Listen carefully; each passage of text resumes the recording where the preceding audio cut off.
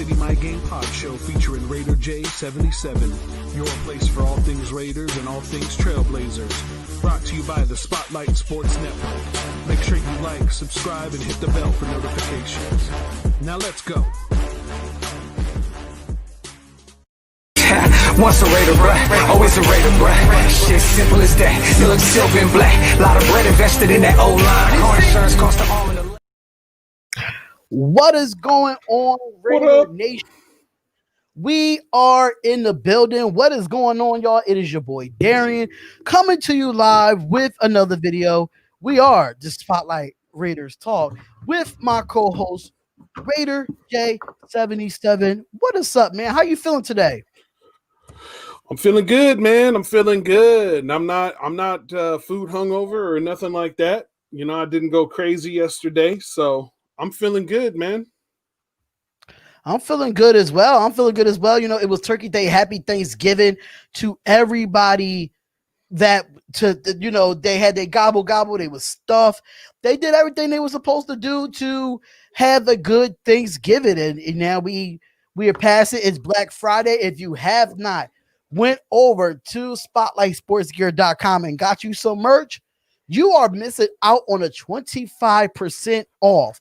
When I tell you, when people are getting stuff left and right for this Raider Nation stuff and just merch itself, like this hat I got here, which is Spotlight Raiders Talk.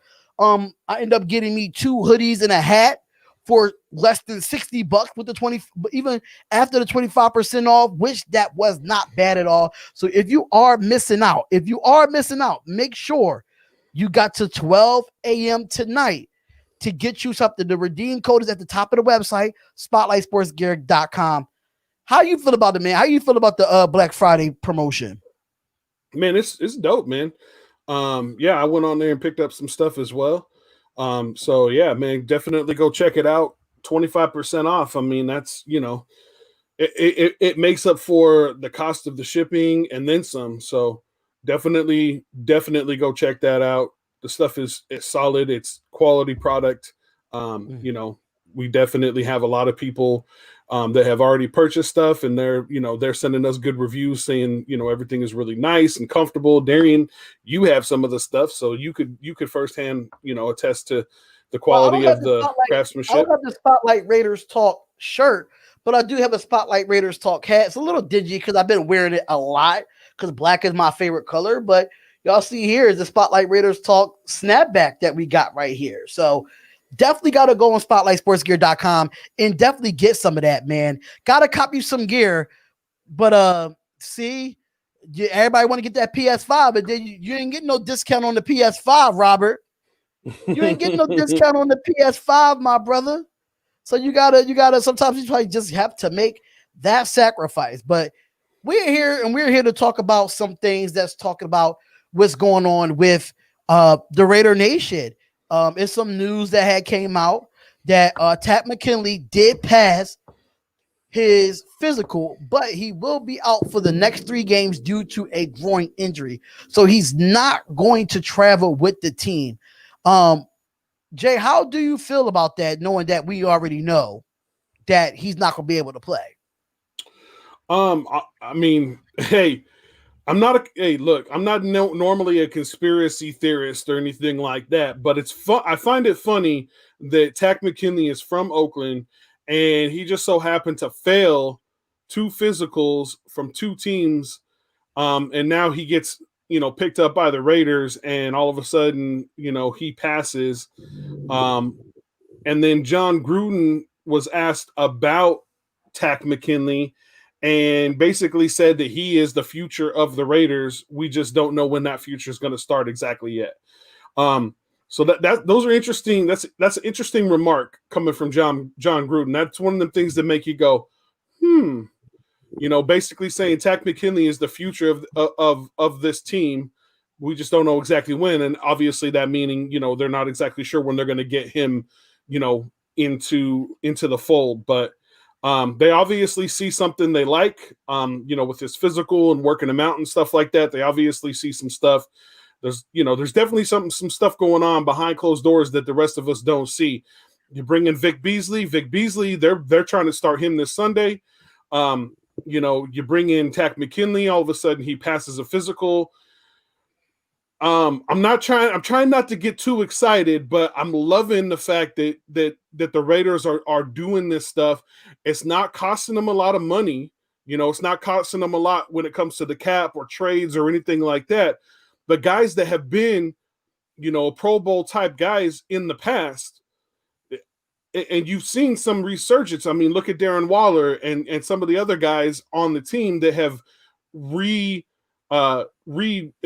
their career in Las Vegas with the Raiders. So I'm excited, man. I'm excited, but again, I'm trying not to get too excited because sometimes things don't work out. I mean, you never know.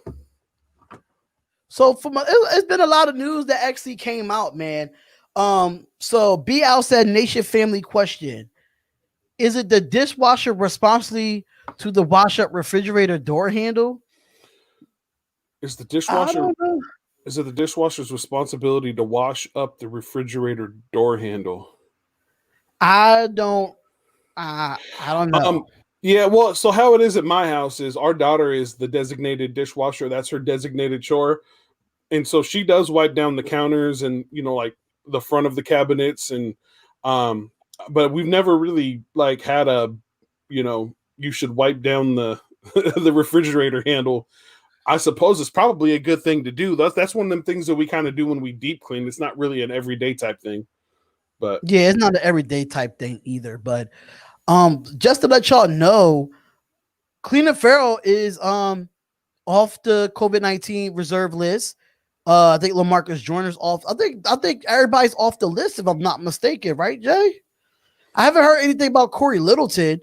So I believe, Corey Littleton is free and clear. So from what I understand, he didn't like practice, but he was with the team the same time that Cleveland Farrell was. So even Trip Brown was off the list as well, and I think he practiced if I'm not mistaken. But we definitely want to look through the injury report and see what's going on with the injury report. John Q says Muse and McKinley are going to feel like a bonus in the draft picks next year.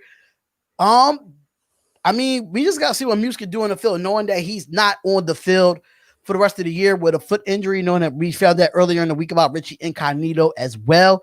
He's not going to be able to play the rest of the year. So we're going to get strictly into the matchup because at 7:30 Eastern Standard Time, we do have Mad Mike Sports of the Atlanta Falcons.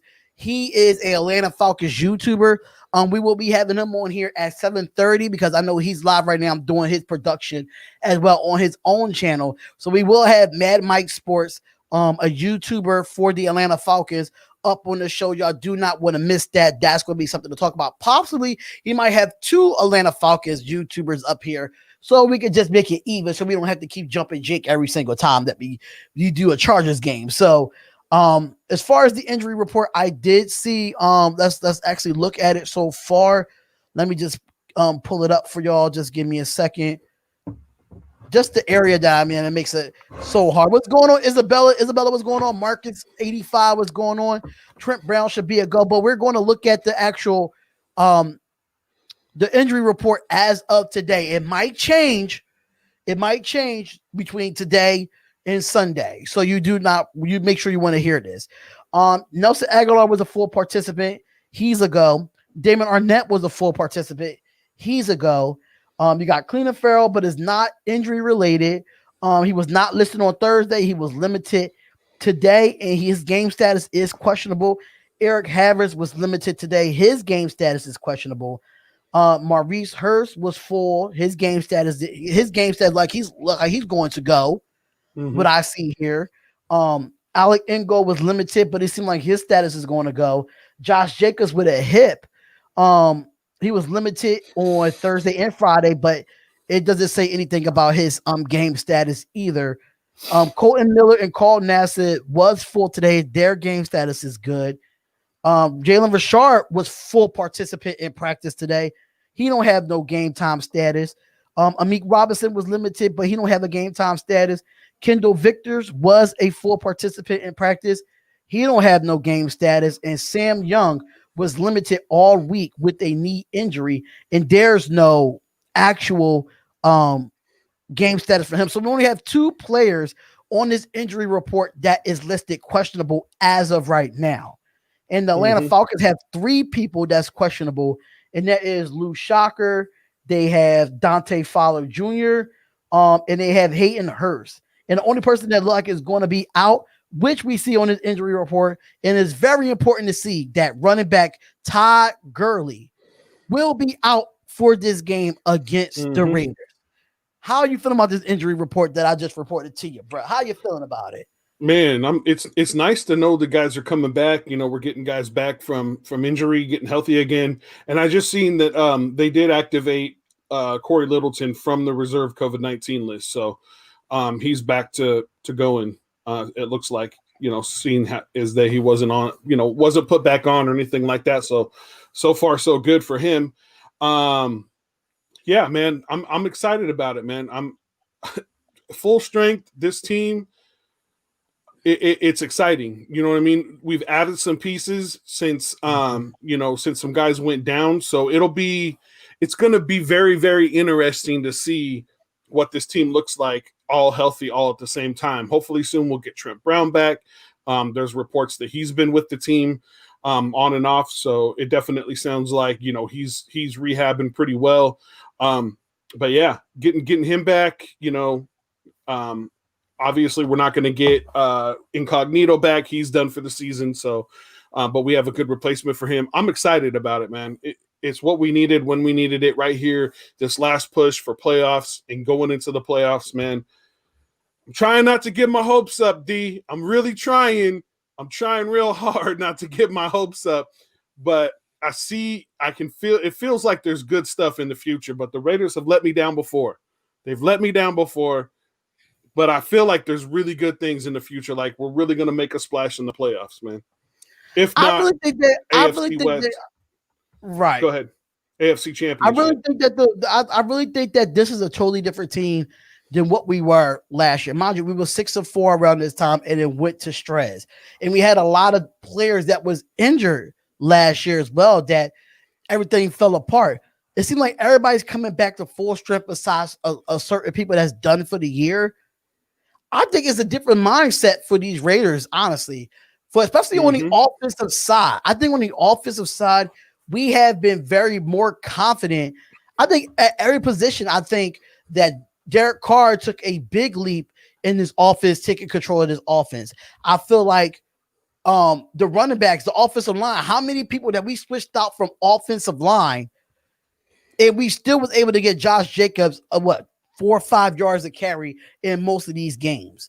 And they protected Derek Carr as well. He barely got sacked this year, even though so many players was out, with Trent Brown with the COVID, Sam Young staying hurt, bringing in Brandon Parker, Denzel Good. They've been playing so well. I think the confidence is there. And I think we didn't have that much confidence last year, knowing that we were 6-4 last year, but it wasn't much confidence there. It wasn't much confidence. Oh, it's a possibility that we could really do this. Derek Carr got this team believing that they could actually do it. And the media is behind them. Yeah, no doubt. I mean, Derek Carr right now, Derek Carr's passer rating is 108.7. Do you know what it was? You want to know what it was for the entire 2019 season? 100.8. 100.8. So he went from 100.8 passer rating for all of 2019. Now, in 2020, right now, he is at 108.7. He's got 19 touchdowns on the season. Last season, the whole season, 21. So he's playing. The dude is playing better. Let's see. You know what? Let's just for fun. 2016, his passer rating was 96.7. And he had 28 touchdowns for the entire 2016 season. So he was sacked in 2016 16 times. He's only been sacked 14 times so far this season. Let's see what else. What other? His longest pass in 2016 was 75 yards. This year, right now, is 72 yards. He threw 6 interceptions in 2016. He's only thrown 3 so far this season. He had 3,937 passing or 37 yards passing. Right now he's at 2,431. He averaged seven yards per pass in 2016. Right now he's averaging 7.7. And his completion percentage was 63.8 in 2016. Right now it's 69.7. So if you're going to tell me that Derek Carr is not a better quarterback in 2020 than he is in 2016 when he was in the talk for MVP, you're crazy. Because the season's not even over yet. You know, and if he continues this level of play, he better be in the talk for MVP. He better be. Especially Go ahead. Yeah, I agree. I think he's playing elite football. And that's why I made that video of the 4 reasons why the Raiders should extend Derek Carr. If he can stay under this John Gruden offense and get to evolve a little bit more, I gave y'all 4 reasons why we should extend them. Number 1, there's no one else in the market coming out of as a quarterback in free agency next year. I don't think there's no quarterback that's actually coming out of college that's going to be better than Derek Carr. That's 2. And number 3, I just feel like at the end of the day, Derek Carr is that guy for this team for the long run. Keep John Gruden there for the years to come, and then, you know, keep Carr there as well. But I do see that we do have our guy, Mad Mike Sports, in the group right now. So let me just update this overlay real quick and introduce him into the chat. So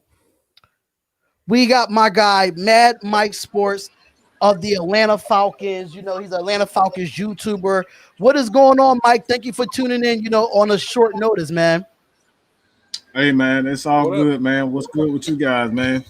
No, that's my guy, Raider J77. That is my my host for tonight as well. So good, I saw your video and I wanted to talk to you about your video about how you feeling about Todd Gurley being out for this game, because I know that's a very important piece to this offense. So break it down to us, man. Be honest with us. Is it? I don't know. I mean, I'm asking you. I'm asking you, my guy. I'm asking you. We should be asking Dirk Cutter. Is he? Like, I want to know myself. Is he really a key piece? Because we sure haven't been running the ball. We sure haven't been running the ball at all. So I'm not sure if he is a key piece. So does it matter? We need to be focused on Josh Jacobs. That's what we need to be worried about. Let's be real.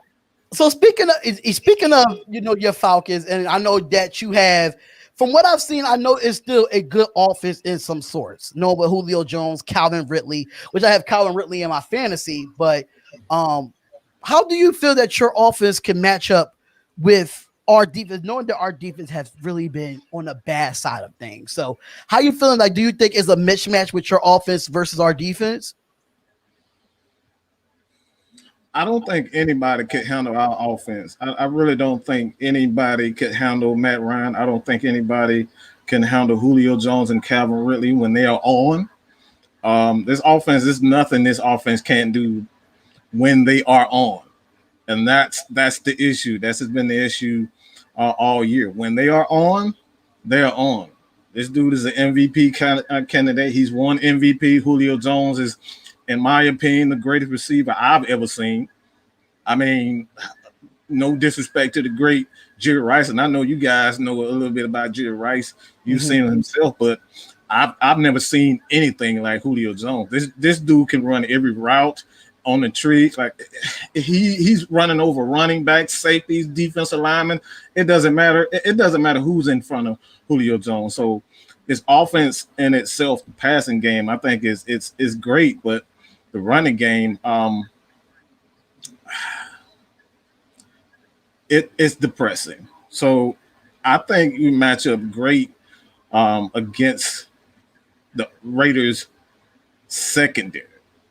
I think this is a great matchup. I think the secondary, the receivers in the secondary for Raiders and the Falcons, that's going to be an amazing matchup for me personally. And quite honestly, man, I have very little confidence in our offensive coordinator and Dirk Cutter and I'm just going to be real right here. Like, you guys know anything about my channel, man? We nothing but the facts and the truth of the matter, and I don't think we're gonna come out with the win.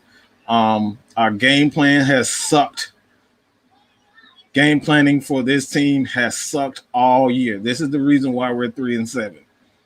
It's not because of a lack of talent, not because of a lack of a quarterback, receiver, running back, offensive line.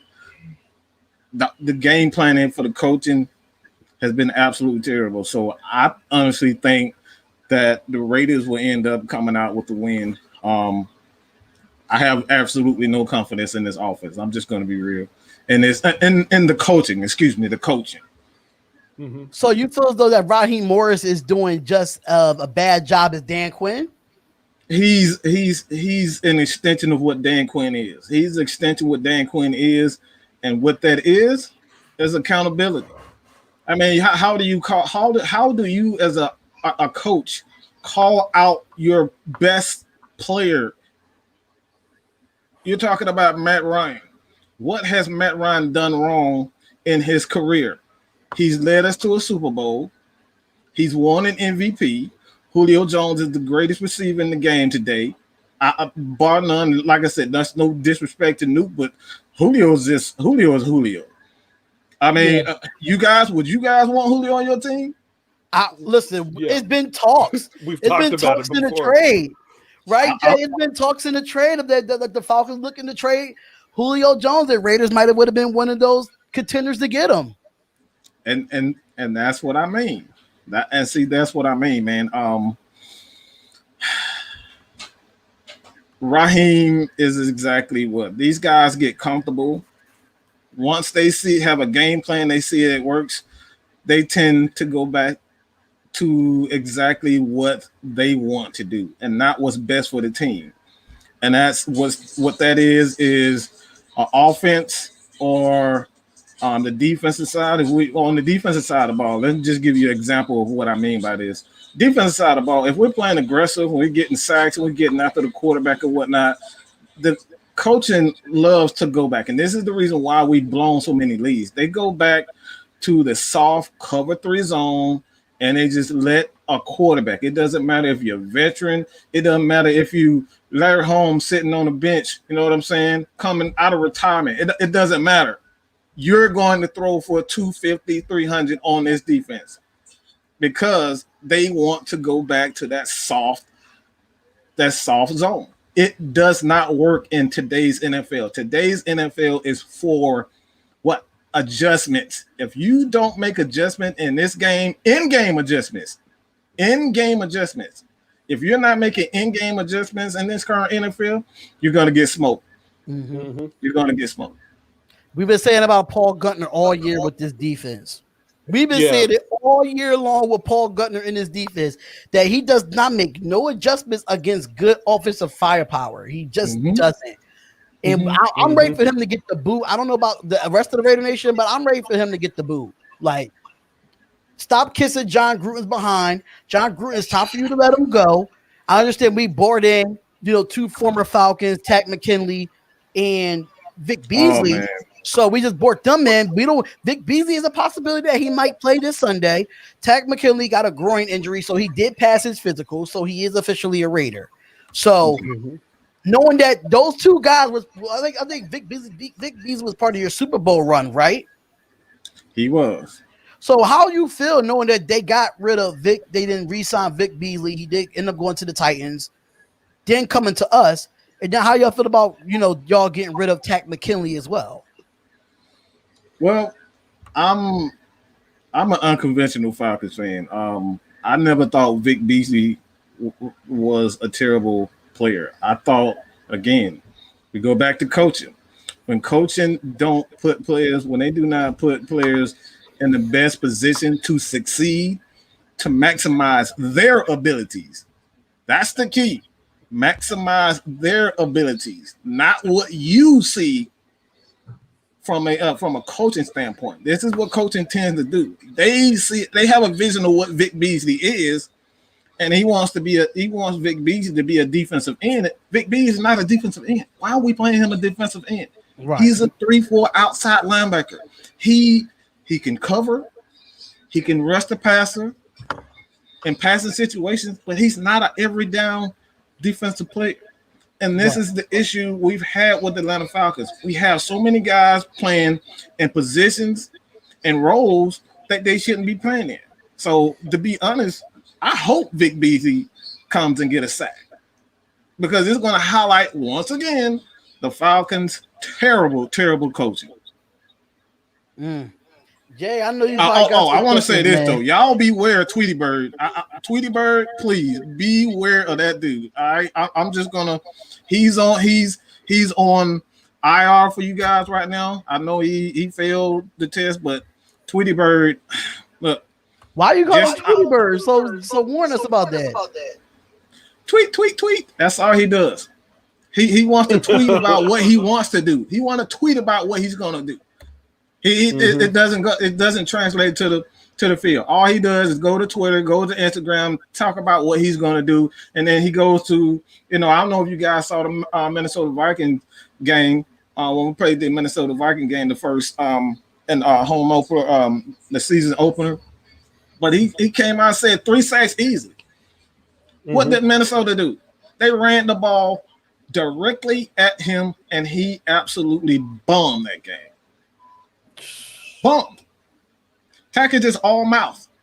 Like, I wish the best for him, but I'm telling you guys, he's a very talented pass rusher.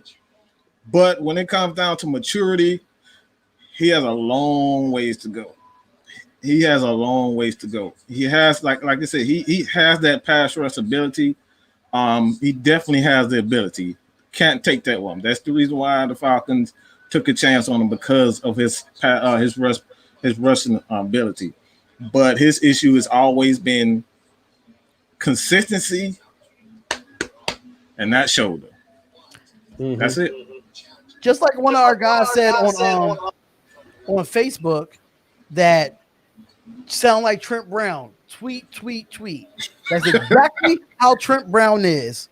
The guy is so talented, he can't stay off the COVID list. Oh my God. And he had a calf injury since week 1, and I just don't know with him. Like, you tweet a lot, but we don't see Phil what 3 times out of the 10 games we played. Exactly. Yeah. It's frustrating. It is frustrating. Jay, I know you probably got some questions for him, man. I got a few questions. So first off, welcome again. So what one thing that you had mentioned before is the running game for the Raiders, with the two-headed monster of Devonte Booker and Josh Jacobs. They're ranked 7th right now in the run game. What do you think what's the key to the Falcons stopping this really, really dynamic duo?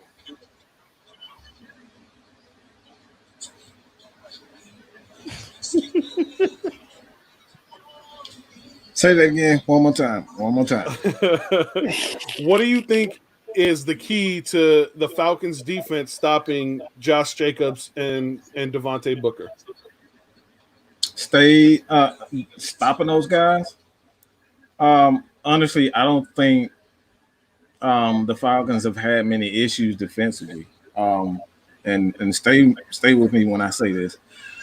The Falcons defense has played quite well recently under Raheem Morris, and this is one of the reasons why I was optimistic about him becoming the coach of Atlanta, because he's actually done a great job turning the defense around. The defense is like they're one of the top run defense in the NFL. They're doing a good job stopping the run. The secondary, Isaiah Oliver, who struggled for the last couple of years, he's playing much better. Teams are not targeting him since he's really went into the slot.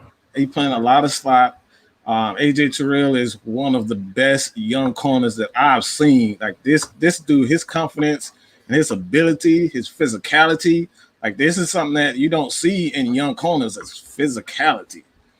I did a film breakdown on that, and he wants to tackle. He likes to hit. Like That's what you don't see from a lot of corners these days.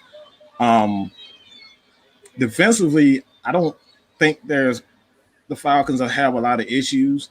Playing the Saints, I know it's all about rhythm. The Falcons actually played the Saints quite well, but second half they kind of just the game got out of hand. The offense couldn't get in a rhythm, but the Saints, they're a very good team. One of the best play callers in the league with Sean Payton, but I don't think the Falcons will have many problems with Oakland defense. I truly believe that this will be either a shootout or it's going to be a close game. Okay. You're gonna have a problem. You're gonna have a problem with Foye Oluokun. If Foye Oluokun is healthy, you guys are gonna have some problems with him. That dude is playing out of his freaking mind. I'm just warning you. Just pay attention. Don't worry about Debo. Don't worry about Deion Jones. Worry about Foye Oluokun. That dude is playing out of his freaking mind right now. Grady Jarrett is Grady Jarrett. You know what I'm saying? Grady Jarrett's gonna play his game. Mm-hmm. So don't worry about that. Like I honestly think this game scares me more than anything. Raiders are actually one of the teams I love to watch.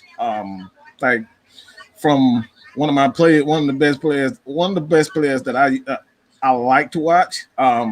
This goes back a while, but it's Howie Long. Howie Long is one of my all-time favorite defensive tackles. I love defensive tackles, and Howie Long is just he's just a great man off the field, excellent player on the field. But I don't think I don't think this game has the potential to be a close game as well as a shootout.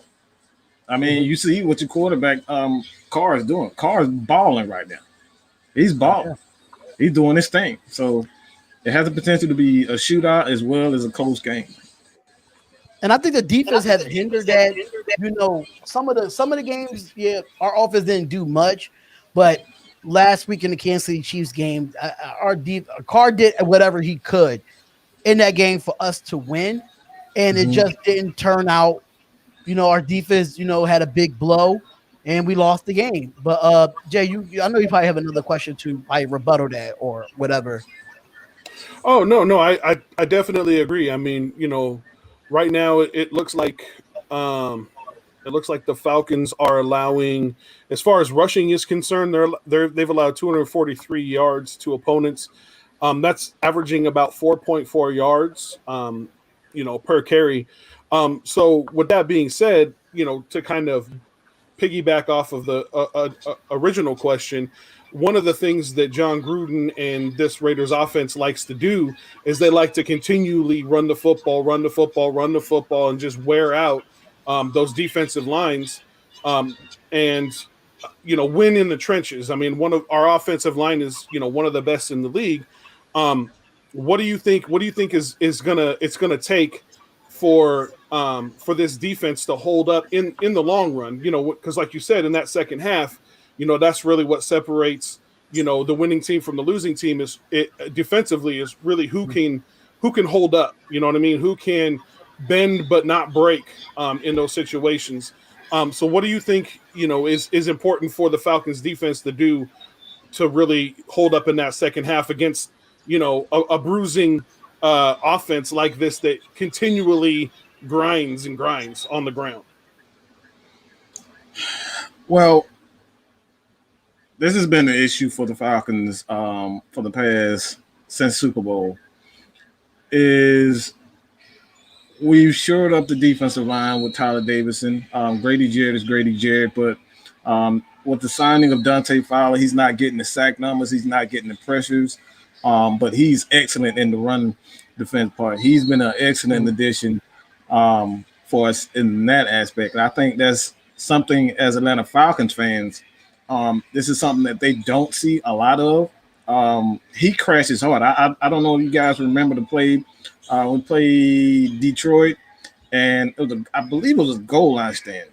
And he just smashed Adrian Peterson in the backfield on the goal line. And he's one of those players. He can read what the offensive line is doing. Mm-hmm. He is one of those defensive ends. You cannot fool him. He knows what he knows exactly what he's seeing. And the issue with the Atlanta Falcons defensive line, they have a lot of young guys like Takk McKinley, Vic Beasley.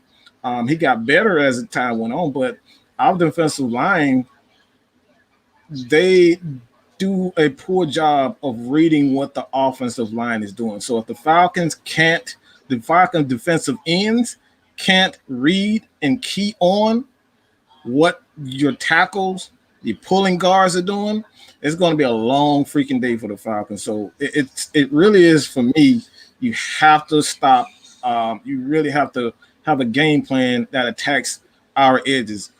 This is exactly what the Saints did. You go back and watch that. And if you guys have all 22, you can go back and watch that. But they kept using the power O, attacking our edges. And as long as the Falcons can, hold the edges, I think this is to be a great game, to be honest. Mm-hmm. Yeah, that was going to be edges.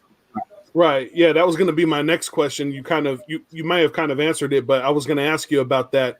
Those 8 sacks in that game against New Orleans, and kind of what your thoughts were on that, or are you worried that, because you went from, there was 2 sacks against Denver, 2 sacks for Carolina, 2 sacks for Detroit, but so it seemed like it came out of nowhere, just all of a sudden, you go from 2 sacks a game to 8.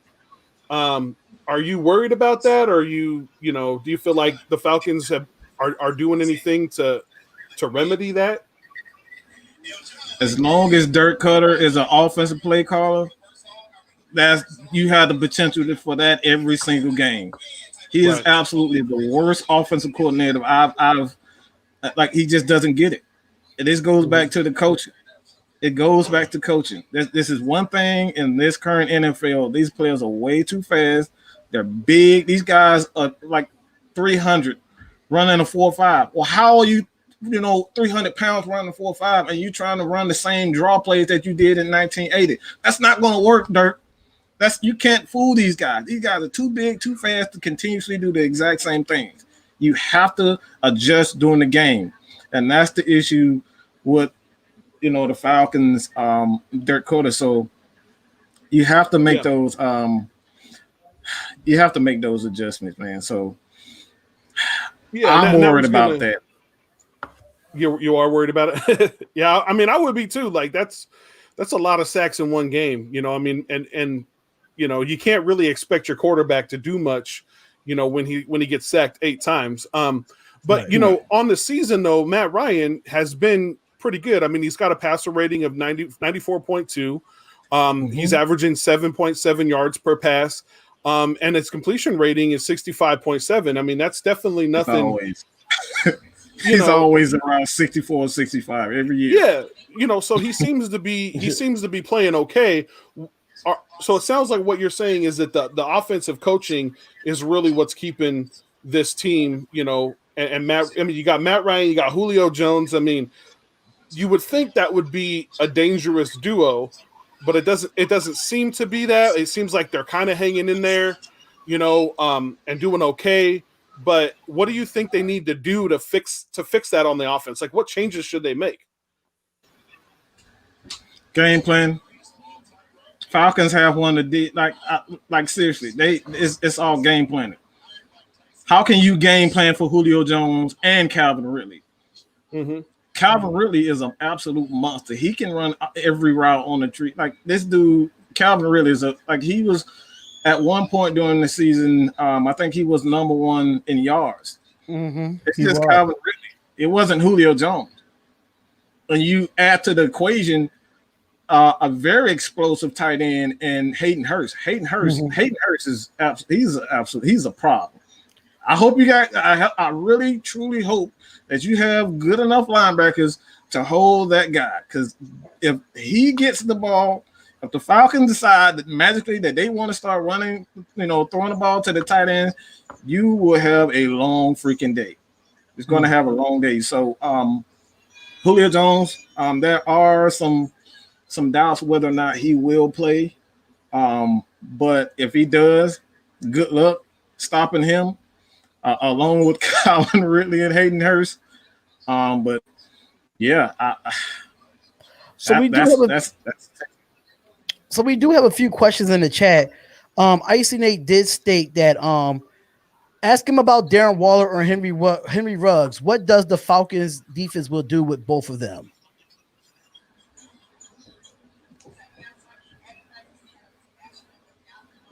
Or Henry Ruggs. I'm more.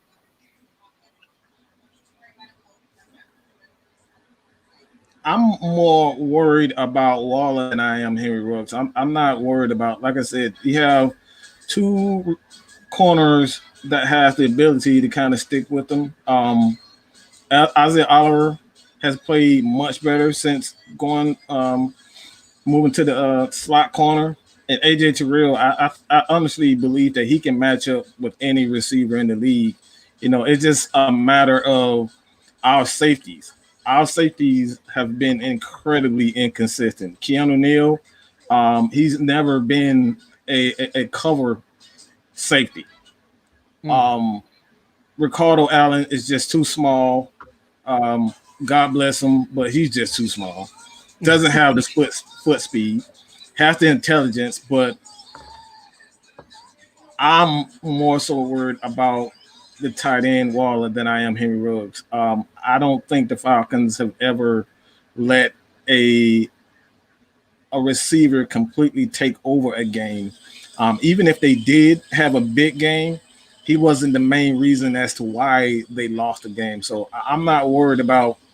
I'm really not worried about the big plays. Falcons, they don't necessarily give up a lot of big plays. It's just the big plays at the wrong time. That's been the biggest issue with the Falcons. They just give up plays at the wrong time. And as long as Waller, if we can kind of get Waller under control, and that's where I think 4-year-old Olakun is going to come in. And that's why I say you don't worry about Deion Jones. As long as you guys, keep Carr in the pocket, he'll be fine because he's not going to outrun Debo. He's not going to outrun 4-year-old Olakun. Those guys want a 4-3 or 4-4 respectively. Those guys are athletes. So as long as you keep Derek Carr in the pocket, untouched, use that running game, you'll be fine. But I'm more so worried about Waller than I am with Henry Ruggs.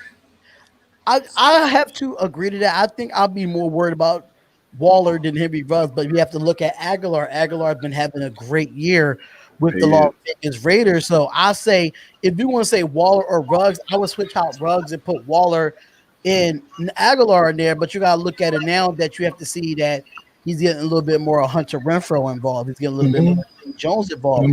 So it's going to be a tough matchup for the Falcons secondary to try to keep up with, because Carr throws it to different receivers on every drive that we have. Is a different person scoring a touchdown each time we go down the field. So yeah, I think it'll be more of a Nelson Aguilar than Henry Ruggs in my opinion. Aguilar has whipped.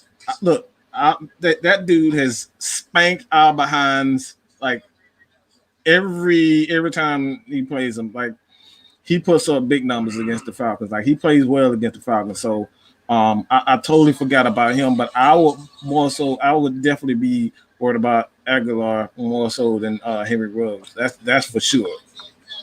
And we have a question from the Snake Sports Talk Show. He said, could we see the Falcons move on from Matt Ryan and Julio Jones?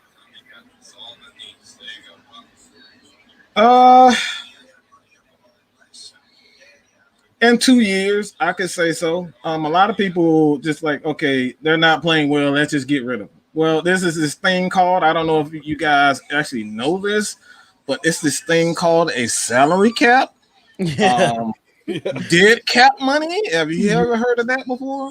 Mm-hmm. Yeah, Matt Ryan, his number is somewhere of 49 million. Just this year.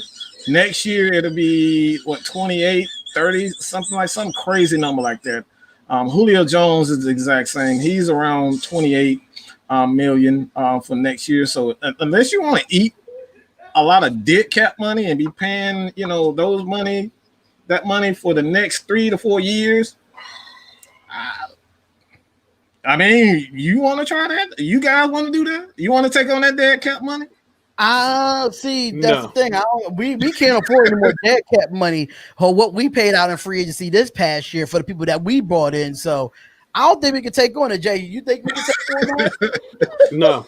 No, I don't like throwing away money for nothing, man. It's bad enough we got to throw away money for Trent Brown right now. Like, we're paying this man to do nothing. He's the highest paid offensive lineman in the league. For what? Mm-hmm. To play 3 games. Yeah. Anyway, I'm not going to get off on a tangent. Yeah.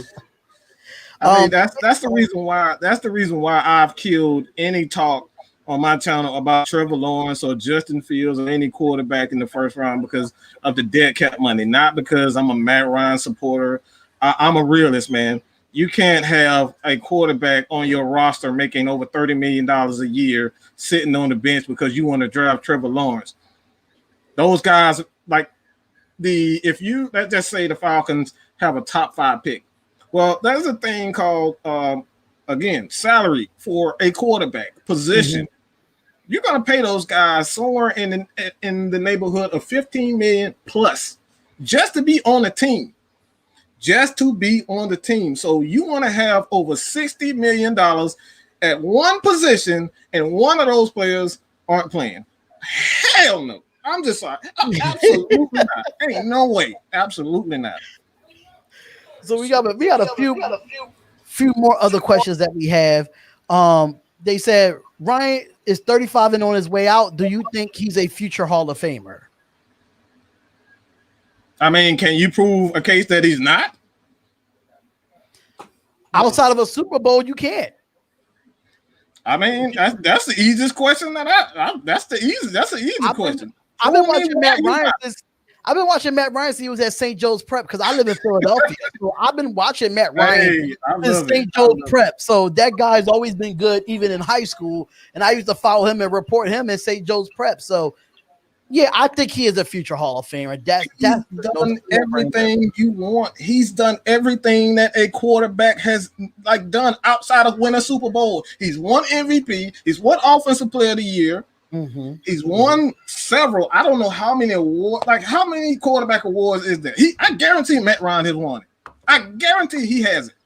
The only thing that this guy has not done is win a Super Bowl. And if the defense makes a tackle on the goal line, you have a championship. Yep. So how can you not say he's one of the most clutch quarterbacks of all time? Joe Montana, past John Elway. How many quarterbacks you going to pass on the list and say he's not a feature? Seriously, I'm not a Matt Ryan. I'm a Matt Ryan lover. But again, this guy has done everything that you want in a quarterback. Oh no, one thing he hasn't done. He hasn't passed for 5,000 yards. That's the only thing. That's it. Mm-hmm. I don't really think the 5,000 passing yard thing really matters to me anyway, in my opinion. No, it doesn't. Because the way y'all feel about Matt Ryan, only thing that Derek Carr has not won was MVP. For real. He would have won MVP in 2016 if he didn't break his leg. Oh, I love Derek. You ask this man to do whatever he needs to do on the football field. Yes, we have not won games. But Derek Carr threw for 4,000 passing yards and barely had no receivers. I don't know what else you need to ask for. Right. Yeah, right. That's accurate. He almost have almost damn near a 70% completion percentage. Damn near. So what else can you ask for him? I mean, Carr could be a future Hall of Famer. Mind you, Carr is probably one of the best quarterbacks that we ever had in the Raiders organization. But we have so many Raiders haters that does not He's the Matt Ryan of the AFC. He's the Matt Ryan. He puts up numbers and he gets absolutely no respect whatsoever. They want the shiny nickels. They want guys who can run for the first down. They want guys who can, make no-look passes. They want guys who can, hit backflips on the field. That's what they want. Everybody wants the shiny guy, the new kid on the block. This is why everybody all fell in love with Trevor Lawrence and Justin Fields. You know what I'm saying? Even though Justin Fields threw 3 interceptions in college, I'm not going to bring that up. But everybody wants the new shiny nickel. You know what I'm saying? Like that's what they want. So like it's nothing shiny or like nothing that jumps out when you look at Derek Carr. Like nothing that jumps out and say, okay, that guy's special. He just gets it done. What's wrong with that? I don't understand that. He gets the job done. What do you want from a quarterback? Mm-hmm. Inconsistency. Everybody wants the next Patrick Mahomes or the next Lamar Jackson. Which Lamar Jackson is not really a good quarterback in my opinion. So I feel like Derek Carr. He's a good running back, but he's definitely not a better quarterback than Derek Carr. Absolutely not. I don't even think he's a better quarterback than Matt Ryan. It's a few. If you can, I don't know how he won MVP last year because the fact that they went 14-2 and still got kicked out after they had their bye week, one and done anyway. But you know, the NFL is about entertainment. If you see that, it is. They want quantity over quality. That's the problem with the NFL. Mm-hmm. Exactly. Brandon Boyd asks you, ask him who should the Raiders defense should be concerned with, Ridley or Julio Jones? Well, you're gonna double Julio. I mean, Julio's gonna be Julio. I would not let Ridley, like honestly, I would focus more so on Calvin Ridley. Because Julio's gonna get double, sometimes even triple, you know, given the circumstance. Calvin Ridley, to me, hasn't become an elite receiver yet. He's a very good receiver.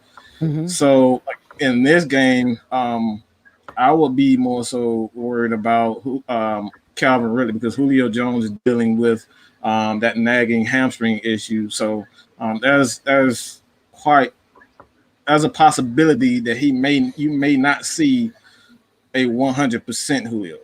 You know, every single play he's going to come out. You may see him out, you know, a couple of series, you know, here and there, but I would definitely be more so worried about Calvin Ridley and Julio. Okay, so Brandon Boyd asked another question too. He said, "How come the Falcons released Takk McKinley? Since the Falcons fans he follows the team, was Takk McKinley a cancer in the locker room?" The good thing about the Atlanta Falcons locker room is that you will never hear anything about the locker room issues. Takk McKinley's issue has always been he can't stay his freaking behind off of Twitter. Stay off of social media. It's not your friend, okay? People will find some stuff from 5-10 years ago. You talk about somebody's grandmother, all right? You say something crazy about somebody's daddy, sister, brother. They will find it. So stay off of social media, and that's Tak's issue. So he's not a locker room problem, but his body language, it's just like you can tell when Takk isn't having a good game because he's on the bench, he's off to the side by himself, and he just looked like he's not engaged with the game. So that's Takk needs to grow up.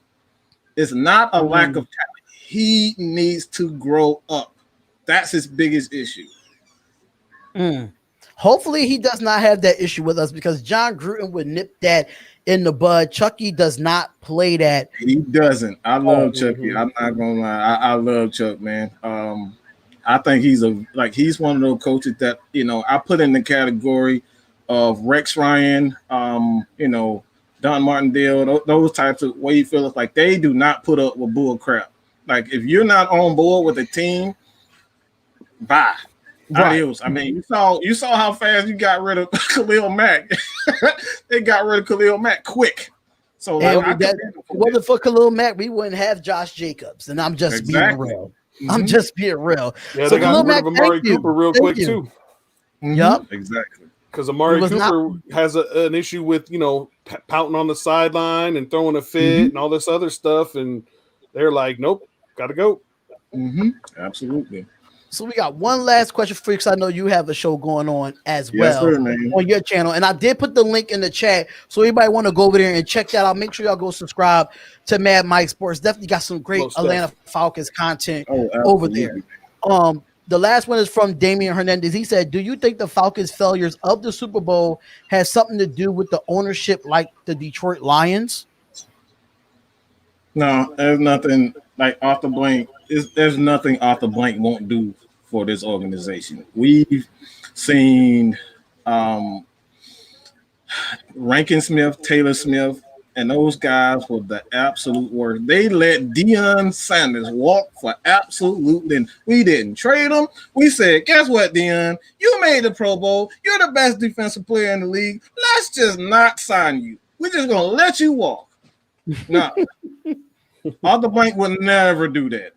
Never do that. So I'm not – it's not a matter of ownership, man. This team just – Arthur Blank believes in his guys so much, it actually, kind of hinders the team from success. He kept not Dan Quinn, but Thomas Dimitrov way too long. This guy has failed to produce a defensive player, a star in the first round since he's been here.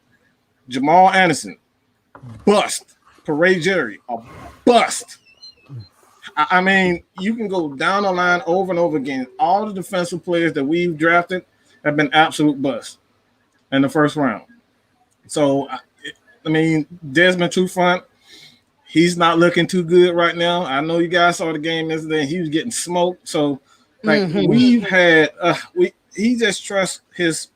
I think that's his issue, and a lot, Al Davis used to be the exact same way. He believed in his players, in his coaches, his players so much, and it kind of hinders, kind of holds back the team. So I think that's what Arthur Blank is learning from owners. You got to learn when to let go. When things are bad, let go. Don't end up like Cincinnati and keep the quarterback, not the quarterback, but the head coach, Marvin Lewis, for 15 years with one playoff berth. You can't be doing stuff like that. You got to learn. You got to learn from it like that, because that's terrible. That's bad for the world, man. Like knowing that he tore, 2 ligaments in his knee and probably more. So, best of luck go out to him. Marcus 85 said Favre Sanders era ATL jersey, some of my favorite throwbacks. So you got some people in here, that remember those throwback days with the Atlanta Falcons, and I'm surprised y'all let Brett Favre and Deion Sanders walk.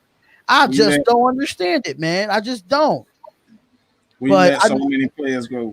I appreciate it, man. I truly appreciate it.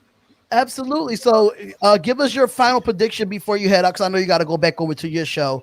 So give us your final prediction of this game on Sunday at 1 p.m. Eastern Standard Time. It pains me to say this, but I just don't believe in our offensive coordinator. He's an absolute imbecile, man. Like, this dude just doesn't understand the concept of balance. And until he understands that concept of balance, we're going to continue to struggle on offense. We can look like that, we can look like the greatest show on turf in one game, and then the next game we score 9 points, and it's all because of the game plan. So I'm going to say this. I could see Oakland putting up 30. I'm going to say 30-20 Oakland. So that's his actual final prediction, 30-20 Raiders over the Falcons, even though that he's a Falcons fan, but he's a realistic one. So it's nothing wrong with being realistic, even though if you think your team going to lose, you just never know. You just never know. But at the same time, Mike, I do want to thank you for coming on to the show. Really do appreciate it. I am going to check out your channel. I did put the link in the chat, and I did tag you in a community post. So if the nation wants to go over there and check out his content for the Atlanta Falcons, make sure y'all go over there and subscribe to his channel. I think you're almost at 5K, if I'm not mistaken, right? I'm on the road to 5K, man. I'm knocking the door at 47. So I appreciate you guys for letting me on, man. Like I said, I've always admired Oakland. Jesus. I still do it too. I've always admired. I just love this. I love the swagger, man. I just love that Raider swagger, man. So I've always admired them. from the from Bo Jackson days. Like I've just always admired. So I appreciate you guys for letting me on, man. Again, man, you guys want to come check out, do a show with us, man, you're more than welcome. Like we want those channels, man. We open. We are the nation. We are the nation. It's all about the people. We're here to serve the people. Whatever the people want, that's what we try to give you. Right. So you guys can come over, check me out. I love to have you guys on, man. So that being said, I appreciate it. All right, thank you. We'll Absolutely. definitely link up. I do have you on Instagram, so I definitely will link up with you and have me and Jay on the show. It's definitely been a pleasure having you on, man. Absolutely. Appreciate it. Thank you, sir.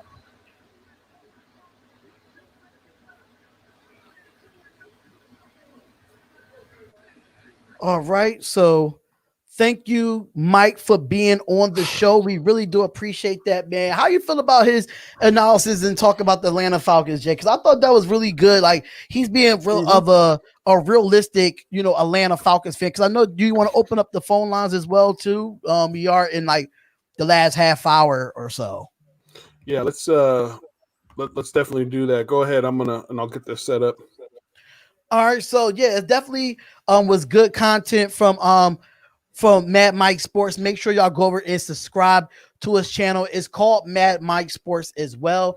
And just to let y'all know, while Jay is getting this set up have y'all call into the show. Oh, okay. So have us call into the show. Make sure we'll be having Black Friday. Black Friday is today, and you have until 12 a.m. Eastern Standard Time to go get your merch. 25% off. 25% off on all Spotlight Sports gear, Spotlight Sports Network gear, anything from the Spotlight Raiders Talk to My City, My Game to Mal Gooley, Key in the Building, Snake Sports Talk Show. And we're going to have some new stuff coming up there. We have cell phone cases. We have mugs. We have water bottles. It doesn't matter if you don't get a t-shirt or a hoodie, get a hat, get something of that nature. Make sure y'all go over to spotlightsportsgear.com and get it right now. 25% off on all merch, y'all. All merch. But y'all see it right here down at the bottom. If you do want to call into the show, it is 503-765-6807. Until we have people call, what is your prediction of this game, Jay? How do you feel like this game is going to go, knowing that we're going into Atlanta? Really my biggest concern is their pass game. They're fifth in passing right in the league. Obviously with Julio Jones, that's a big concern, as far as our secondary. Our secondary did not look good last week. It was really frustrating. The fact that we were giving up those big chunk plays, especially over the middle. Let's get this call real quick. Call from. To accept, press 1. To send a.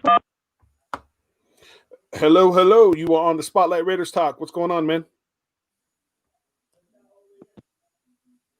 Oh, hello. Are you there? Yeah.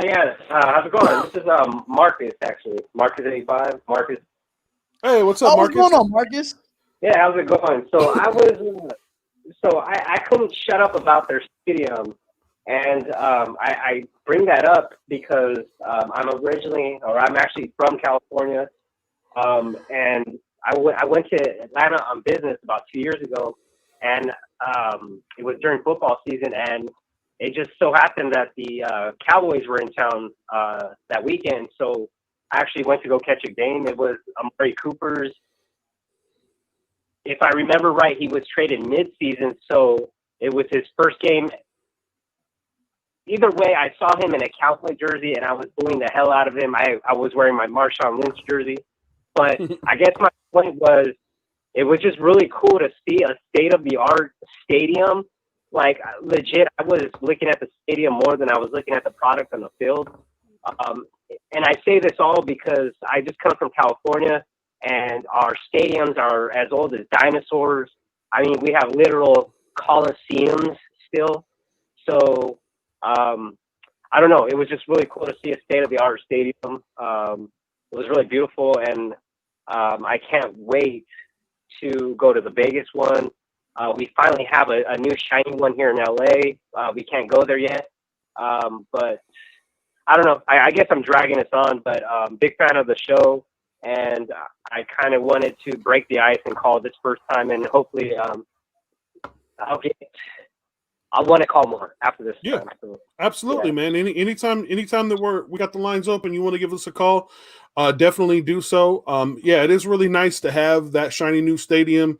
Not only are we going to be able to play in the Vegas stadium at Allegiant, but we get to go visit, the LA stadium twice a year and play there. Mhm. So, it's definitely nice. O.Co Stadium is, kind of a crap hole. And everybody knows that, it's got a lot of history and that sort of stuff and a lot of nostalgia, but we all know that it's just a crap hole. yeah, and Go I ahead. don't mean to cut you off, but I'm originally from San Diego. I live in LA at the moment, but I mean I grew up going to Qualcomm Stadium, the San Diego Chargers, and obviously seeing our Raiders. So I have firsthand experience, growing up with a dinosaur coliseum, and it deserves this, man. I guess that's my point. Is we deserve this new stadium. Man, if there's a fan base out there that deserves something new and shiny, that's not on the field. It's the stadium itself, and it's Raiders fans. So that's pretty much what I got, man. I'm just rambling on here. I kind of again just wanted to break the ice, and hopefully I'll just call more after this. So. Cool, man. All right, man. We'll take care. Cool. We appreciate it. All right, cool, and have a good weekend, guys. All right, you too. You too. And just to let y'all know, we will be doing a post-game live right after the Atlanta Falcons game. So right after that, we're going to have a live call-in show, so y'all can call up and rant whatever happens in this game. Y'all can call up and speak. So if y'all do want to call up now, 503-765-6807 is the Spotlight Raiders Talk. I know you want to go back into what you were saying for your prediction because I know you got a phone call. Yeah, no worries. Yeah, so that's the biggest thing I'm worried about. If we can tighten up in our secondary, which I believe we will, we'll be able to do it. I'm predicting the Raiders will win. We're gonna win. I'm thinking my prediction is gonna be 34-21. That's my prediction. I think that we have the same firepower on offense as the Dallas Cowboys, knowing that they don't have Dak Prescott. But I feel like we have the offensive firepower to put up a little bit more than 34. I think we could put up at least 39 to a 40 burger on this Atlanta Falcons team. So I'm going 40-27. 40-27 Raiders. I feel like if they don't really have knowing them not really having a running game, they carried the ball 14 times last week. That's it. Yeah. So we don't really have to bring, 8 or 9 in a box to stop the run because they don't have a running back that is a threat to our front seven. So I think that if we can just go with dropping back and making sure we getting these receivers like a Julio Jones and Calvin Ridley, we just don't know who else might step up with the Hayden Hurst at tight end. I really think that we can stop this offense. I know Matt Ryan is good. Julio Jones, one of the best receivers in the game. Calvin Ridley is getting up there. He's ascending every single week, but I feel like since we don't have to, probably we won't have to, blitz as much either because they gave up 8 sacks. So this offensive line is pretty questionable. I really think that we could get some defensive turnovers and some of them might just turn into points. So I'm saying 40-27 Raiders. How y'all feeling in the chat? Make sure y'all put y'all in the chat here. I know it's Friday night. I know it's Black Friday. A lot of people probably not on right now, and it's fine. It's absolutely fine. We was able to get through most of the show having Mad Mike Sports on here from the Atlanta Falcons. But is there any bold predictions that you see in this game at 1:00 against the Atlanta Falcons? Any bold predictions you got? Bold prediction. Bold prediction. Oh man, that's a good question. I haven't really thought about it, but if I had to say one bold prediction, I'm gonna say Max Crosby ends the game with. Okay, so if Vic Beasley plays, they're going to split 2 and 2 for sacks. Max Crosby will get 2. Vic Beasley will get 2. If Vic Beasley doesn't play, I'm saying Max Crosby is going to have 4 sacks on the game. Max Crosby 4 sacks. Yep. Whew. But if Vic Beasley plays, he's going to split the load with him, and then he'll be 2 and 2. Okay, so I'm feeling optimistic with the defensive line as well. I feel like Max Crosby will have. This is for the defensive bowl prediction in my prediction. I feel like Max Crosby will have 2 sacks and an interception for a touchdown. Ooh, Max Crosby a sack and a pick 6, huh? Yes. If JJ Watt can do it on Matt Stafford, I feel like Max Crosby can do it on Matt Ryan. You know, it's interesting. I have seen them drop Max back into coverage a few times. It's weird to see. Did it too. Yeah. It's weird to see, but they do that. So it's possible. So Juan Ortiz says, what about Josh Jacobs with the hip injury? He did have a hip injury. He was, I think it was full. Did we say full in practice? If I'm not mistaken, let me go back and check real quick. But I think he was full participant in practice today. Let me go back. Josh Jacobs.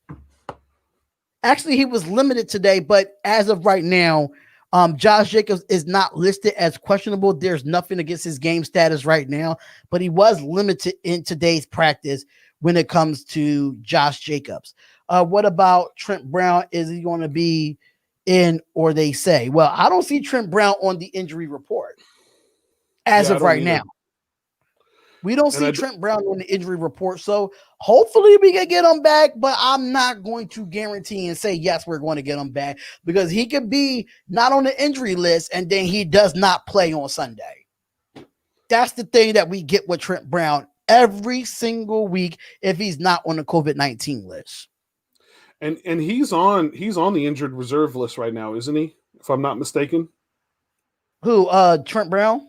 Yeah. I think he is on the injured reserve list, if I'm not mistaken. I think he is. Yeah, because I haven't seen him. If he is on the injured reserve list, which I believe it's been a while, so I can't remember if they put him on the injured reserve list. I think they did. But if they did, he's not. He hasn't been reactivated or taken off of the injured reserve list. So my guess is that if that doesn't happen, I mean, it's only Friday, so it could still happen tomorrow. All right, so we do have a caller coming in. Call from Robert. To accept, press 1. To send a... Hey, what's up, Robert? You are on the show. What's up, man? What's up, man? What's going on? Not much. I just called in really quick. Just got done with the workout, so just chilling. What about y'all? Hey, man, just, talking about sports, man, doing what we do. Yep. Yeah, we get ready for this Raiders game this I like the weekend, bold man. prediction 4 sacks. I think that's something they could definitely do. You saw against the Saints. Mm-hmm. You saw with the Saints, he blew Matt Ryan up. Matt Ryan's not a runner. He's going to stand in that pocket and look for someone called Julio Jones or Calvin Ridley. And that's something we got to look for. If we get pressure to him, we will win this game. And Todd Gurley's out. That's something that we don't got to worry about. He's been all right. He's been pretty good. But that's just one more thing we got to look for. Now our game plan was probably to try to stop the offense with that probably Todd Gurley inside the red zone. But now we got to look at seeing the targets out in the corners. Julio Jones and Calvin really got to stop them. But this is something that we got to go off. We got to look at Nelson Aguilar. We got to look at Darren Waller. I think Darren Waller. You guys are thinking about bold prediction. I think Darren Waller gets 3 touchdowns. I'm going to just keep it 100%. You saw what he did against the Saints. If you guys are talking about bold predictions, I think on the offense, I think Darren Waller might get 2-3 touchdowns. Okay. Yeah. No, I can dig it. I can dig it. That is yeah. I can definitely see that happening. And this is one of those games where because of their struggles in the run game, this is one of those games where the defense can pin their ears back, and that defensive line, just go straight after Matt Ryan. And I'm telling you, man, Max Crosby he's gonna feast, on Sunday. Dude, yeah, he's perfect replacement for that dude called Khalil Mack. And looking at our offense right now, we're looking at just gunning it downfield. Looking at these, we need to get Henry Ruggs in the game. If we get him going, it's gonna be hard to stop. We get those big downfield, those 60-yard plays, those 40-yard plays. It's just something that I don't think the Falcons can really stop. You can't. It's kind of like that Tyreek Hill, Patrick Mahomes thing. If you get those big chunk plays, that's how you win games. Getting Waller. Waller's one of the most. He's in my opinion, he's right there with Travis Kelce, because you got to look at it. Kelce and Mahomes is going to have that same chemistry. And Kelce's been in the game a lot longer than Darren Waller, so Darren Waller has so much more potential. But just looking at his touchdown ratios, I think he might have a huge game. And against the Saints, that was probably the reason we won, is because the amount of catches, the yards after catch. He was just going off. Yeah. Yeah, most definitely. All right, man. Well, we appreciate the call, man. And we'll book it, man. Darren Waller, 3 touchdowns. That's your bold prediction. Yep. I'll be waiting to see those 4 sacks from Crosby too. Absolutely, man. All right, take care, man. So shout out to Robert for calling in. If anybody else want to call in, we do have a couple more minutes before we end the show. So if you do want to call in and talk to us, we're here, man. We're here. So John, I'm just going to calm down real quick. I got to run to the restroom. So no worries, man. I'm gonna go to the chat here real quick.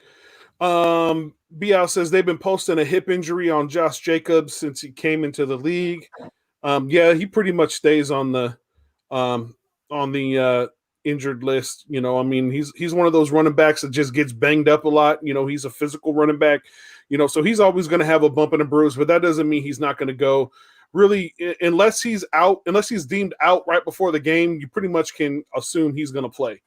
It's going to go right up to game day with him, because he's one of those types of running backs that will play even when he's a little banged up, and he always kind of is. So, let's see. Juan Ortiz, Larry Fleming says Juan Ortiz, I believe he can go with a heavy dose of Booker. Yeah, and that's the other thing too. with Booker, if Josh Jacobs is a little banged up, he can still play, but they'll just spell him a little bit with Devin, Devin Booker, Devonte Booker. So it definitely is not cause for concern. Bold prediction from Brandon Boyd. He says Corey Littleton will have the best game for the Raiders this Sunday. It's a possibility. There is a possibility that not having Corey Littleton last week, against this team, you could definitely, with Cleve Farrell being gone, there's a possibility that him being gone may have affected the game. I don't really think so. I'm not big on Corey Littleton. Not a big fan of his right now. He's not been the cover guy that we want him to be. Perhaps Vic Beasley being brought in will help in that category, but we'll just have to see. Let's see. What's going on, Colton Henry? What's up, man? Nap God, what's going on, man?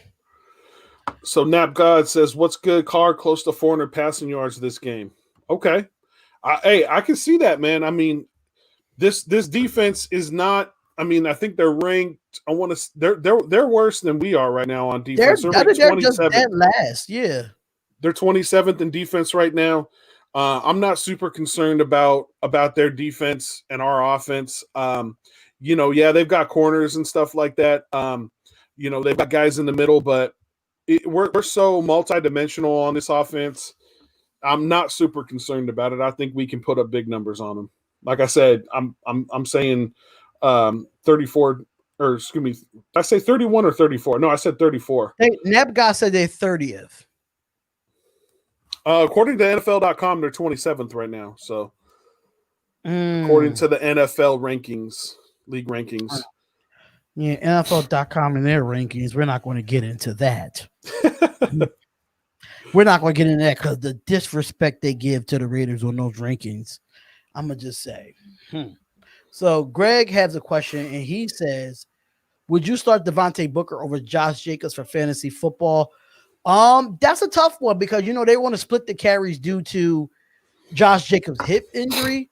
Devonte Booker is a good start, but I don't know if I just don't know because Josh Jacobs is the starter. It depends on how they split the carries. We all know Josh Jacobs is going to get his at some point. He's going to get hit at some point in the game, especially if we're up. If we got to run the clock out and get the time of possession, they're going to go with Josh Jacobs over Booker, in my opinion. I think you should start Jacobs.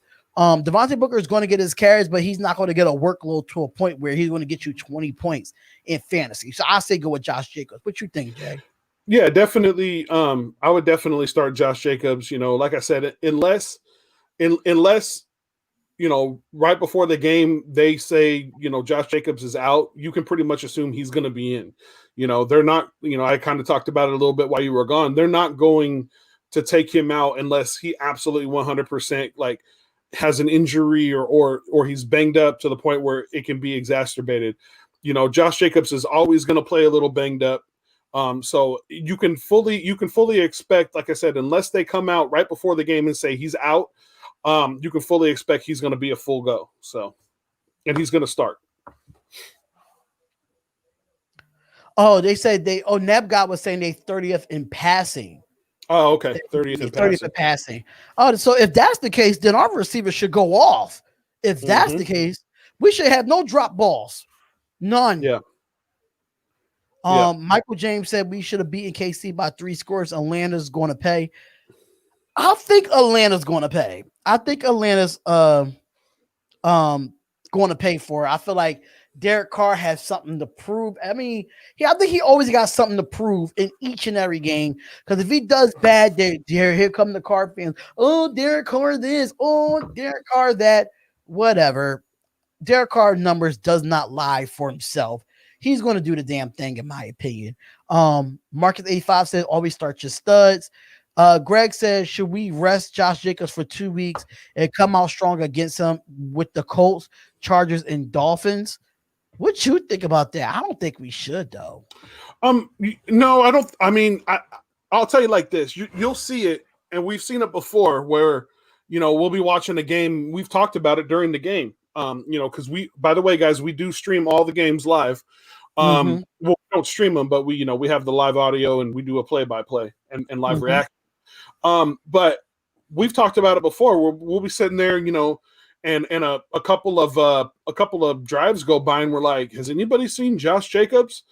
So what they do, the good thing about having a guy like Booker and a guy like Jalen Richard is that you can use those guys to spell Josh Jacobs. So what they're going to do is they're going to start him. He's going to get the majority of the carries, but when he needs to rest, he's going to rest. So they're going to rest him as much as possible in a game and have those guys come in and kind of fill in for him. So I don't think that they're ever going to like sit him or not have him play at all, but you will see there'll be spells where he won't be in there. And it's because it's not necessarily scheme. It's because they're trying to rest him and keep him from getting, too tired and too banged up. Again, that's the great thing about having running back by committee, where you got guys that can carry the load, and you don't have to run the same guy over and over and over and over and over and over again. So by the time you get to the end of the season in the playoffs, he's just so banged up and tired that, he's just got nothing left. So.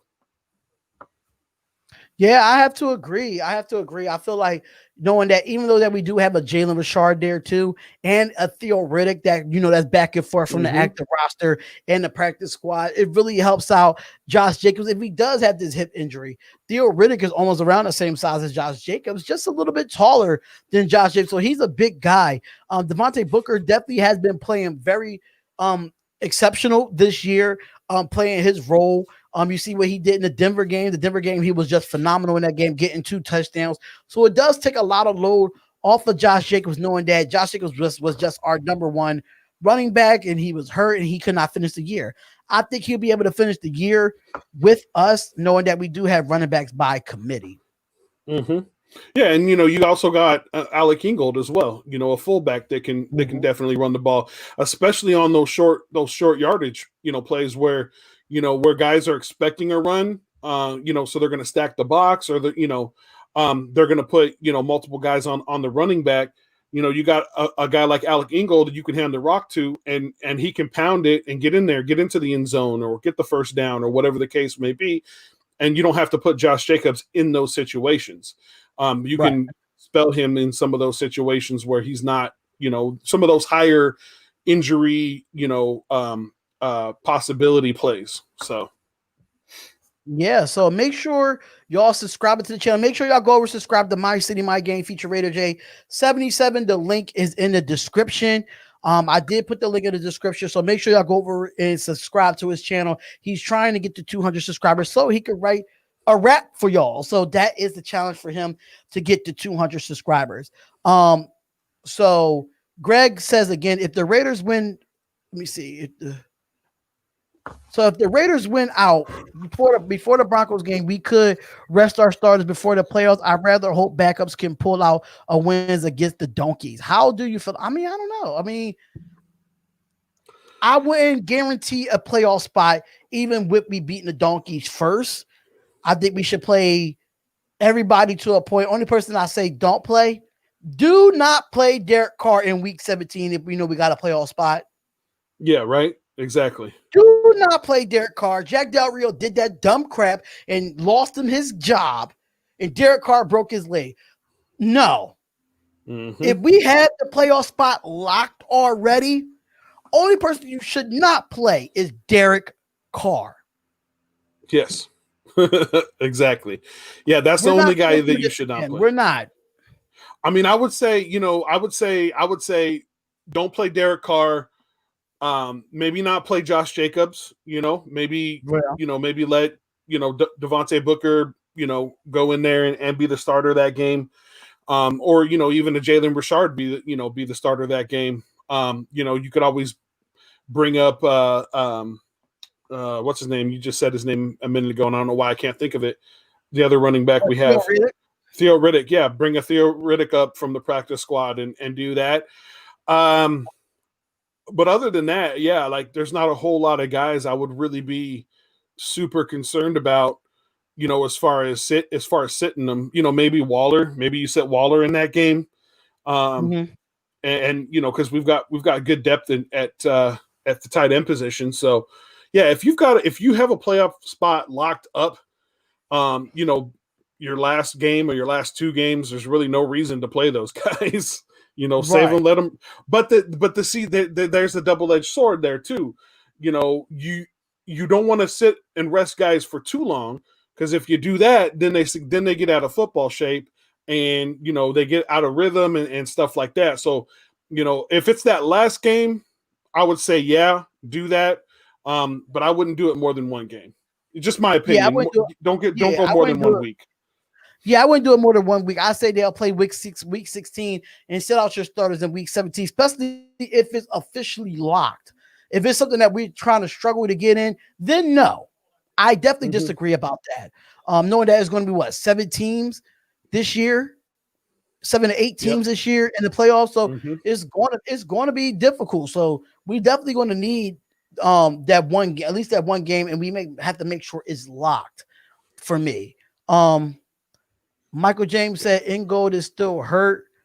I hold my breath every snaps he takes. Well, he's I think he wasn't listed as anything, if I'm not mistaken. I think he wasn't listed at anything. He was limited in practice, but I think Alec Ingold, he's going to get better. He's going to get healthy once the season rolls on. Thank you, Robert, so much for the $1.99 donation. We really do appreciate you, brother. Let's go Raiders 40-20 final. I see y'all Sunday. Absolutely, man. That was my score. I think mine was 40-27. I got 40-27 Raiders over the Atlanta Falcons. Why talk the playoffs when we have the Falcons to worry about 1 week at a time and cross that bridge when it comes to it? It was a question that we were asking COA. It was a question that we were answering about the playoffs, just in case if we did make the playoffs. I know it's one game at a time. We focus on the Falcons, but it was a question that somebody said in the chat. If you look up earlier in the chat, somebody did ask a question: if we did make the playoffs, should we rest our players if we did make the playoffs, and we said only time we rest our players if the Raiders are officially locked in, we don't play week 17. We don't play our starters week 17. That's all we were saying. Yep. Nap God says Foster is dope. Yeah, I think he needs more touches. Mm-hmm. Andy, what's the situation with Tack? From what I'm hearing, that Tat McKinley has a groin injury and he's going to be out the next 3 games. He did pass his physical. That's the news that came out. But he has a groin injury that's going to have him out for 3 weeks. So we won't have him for the next 3 weeks. Yeah, he's on the injured reserve list. Right, he's on the injured reserve list for the next 3 weeks. And if we do get into the playoffs, we will have him for the playoffs. Mm-hmm. Yep. Are you guys concerned with all about Harry Azraq on the Falcons? Dude is a problem. IMO. I don't even know who that is. I don't know. I'll look it up and answer that in a minute. Yeah, who is that guy? Like, I don't know. I haven't even heard of him because only people that I'm really worried about in this game, because there's no running game. Todd Gurley is out. So I'm not really worried and concerned about the running game. But the passing game, I am worried about Julio Jones, Calvin Ridley, and Hayden Hurst. I don't know who Harry is, what's his numbers and stuff of that nature. So I really don't know. I really don't know when it comes to that. But Calvin Ridley and Julio Jones and Hayden Hurst is my three top priorities when it comes to the passing game with these Raiders, because we have not defended the pass very well this year. Yes, we do have an interception. Yes, we do have some turnovers, but when it matters, that's where my concern comes in for this Raiders team, in my opinion. So we waiting for Jay to do that and see who this guy is. Andy, he has a groin injury. William says a little premature to be talking playoffs and definitely premature to be talking resting players. It is pretty premature. It is, but it was a question that was asked in the chat and we answered it. So it was a question just in case. If we, I don't know. Go ahead. I don't know if it's premature, but I just feel like if the question was asked in the chat, us as analysts have to talk about it. Like we said before, if we have the playoffs locked up and we do what we're supposed to do in this Falcons game, in the Colts game, in the Miami game, if we do what we're supposed to do in these games, yeah, they hypothetical questions. They're very hypothetical questions. We're not saying, oh, we're going to the Super Bowl, screw all that. No, we're just answering the question. It's hypothetical. But if, with a big capital IF, if we have a lock in the playoffs, we should be resting in week 17. That's all we were saying. Nothing big, nothing more, nothing less. Yeah, and I don't know why I don't know why people are so afraid to talk about stuff like that. I mean, like, it's not what's the harm? I mean, so you get your hopes up and you get disappointed. I mean, talking about it's a real possibility. Any given Sunday, any team can make it. There's teams that are going to be in the playoffs that have only won 4 games this season.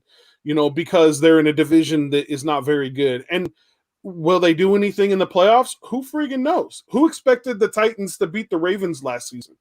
Who expected that in the playoffs? Nobody expected that. So I don't see why it's a problem if we're talking about it. Nobody is sitting here saying that it's going to happen absolutely positively. But then again, you also have crazy hot takes and bold predictions and stuff like that. So they're called bold predictions for a reason. I don't see why it's a problem to talk about it. I don't think people should shy away from discussing it. I don't think analysts should shy away from discussing it. I don't think fans should shy away from discussing it. You're a fan of the team, so hope for the best and talk about what the possibilities are. You know what I mean? And stop being so dang negative all the time. That's all I'm saying. This is the Raider Nation for you, bro. I don't know how you not notice by now, but you know how they get, man. You know exactly how they get. Don't gotta be fake, but don't be gotta be so realistic as well.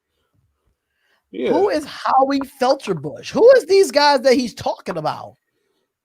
All right, I'm looking right now. I'm assuming this is a defensive player. What was that guy's name? Harry Azrak on the Falcons. Yeah. I don't even, what position does he play? Let's see. I don't see if he pops up on my list here. Let me see this question again. Howie Felcherbush.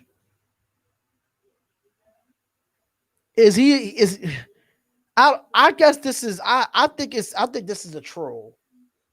Yeah, because I don't see a Harry Azrak. He must not be a Falcon. I'm skipping over that. Michael James said, which Falcons defensive players concerns you? I think the only people that really concerns me when it comes to I think Deion Jones is a good corner. In my opinion, I think Deion Jones is one of those guys. Grady Jarrett on the defensive line. That's a pretty good concern about me. So, I mean, there's not really too many defensive players that really concern me for our offense. Our offense was able to go up against some of the best defenses and hold their own. So, what you think? What you think? Sorry, real quick. I don't get the joke. Apparently, Harry Azrak, that doesn't make any sense to me. But okay. Harry Azcrack, dude trolling. But it doesn't. There's no k in it. Harry Azrak. There's no C in there. There's no C or K. I think Nap God is being a smarty. He's being a smarty.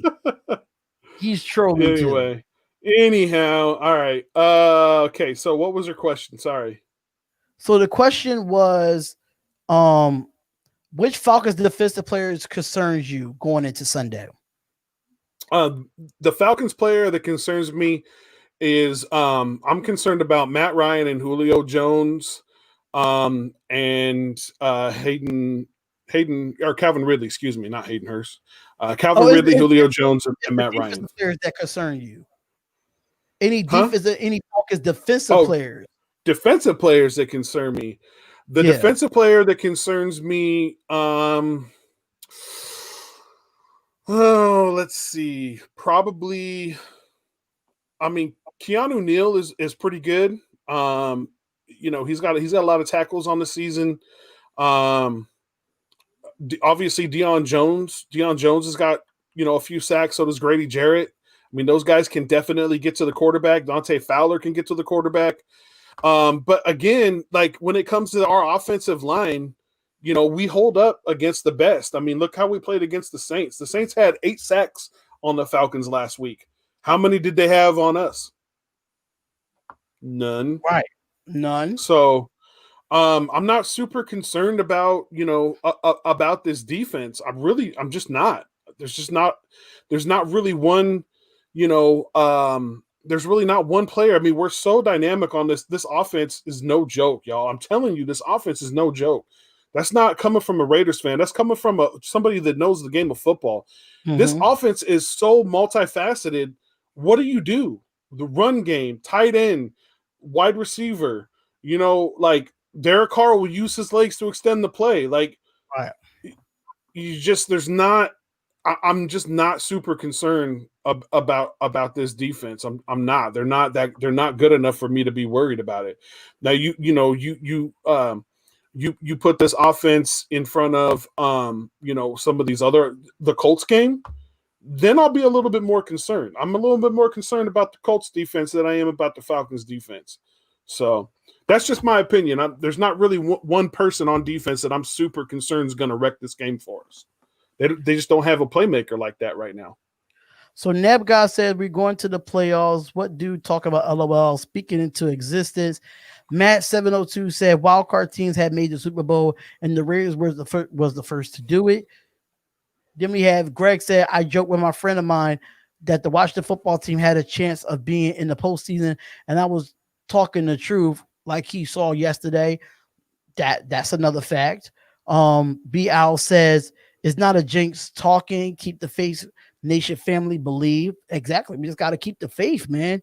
The more that we keep the faith, the more it will happen. We got to get healthy and stay healthy first. Then sky's the limit, including Super Bowl talk. And I think we're going to be very, very healthy going into this Sunday's game. It's not really too many people that's questionable. We only have 2 players questionable according to the injury report. Everybody else don't have a game status, so that is good going into Atlanta in this game. Yeah, definitely. Yeah, I mean, like I said, my only main concern is that our defense plays solid. Everybody does their job, because if they don't, I mean, we're talking about Julio Jones, who's one of the best wide receivers in the NFL.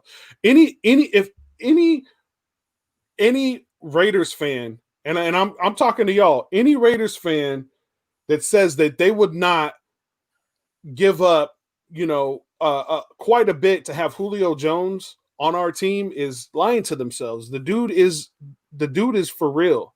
You know what I mean? He is, he's no joke. And then Matt Ryan can sling the rock. Yes, he has to have a clean pocket and all that kind of stuff. He's not going to scramble. But if you leave him unprotected, if you play this game, if this defense plays this game like they did last week, and and leave him with a clean pocket, and don't cover Julio Jones and leave him open like they did Travis Kelce, like it's over, man. We can put up points. They're going to be able to put up points, and that's going to make it really, really difficult to keep a lead and stay in this game, against these guys. I mean, they're ranked 5th in passing for a reason. Like, it's not a joke. This isn't a give me game. Our defense has to play well. That's the realistic thing about this is if we don't do what we're supposed to do on defense, there's no pass rush. Our corners are, leaving their assignment, the zone defense, guys aren't where they're supposed to be and covering who they're supposed to cover. I'm talking about you, Jonathan Abram. You need to be where you're supposed to be and not leave guys because you're looking for a tackle. Like, they will torch us with this in the pass game all day long. So that's just my opinion.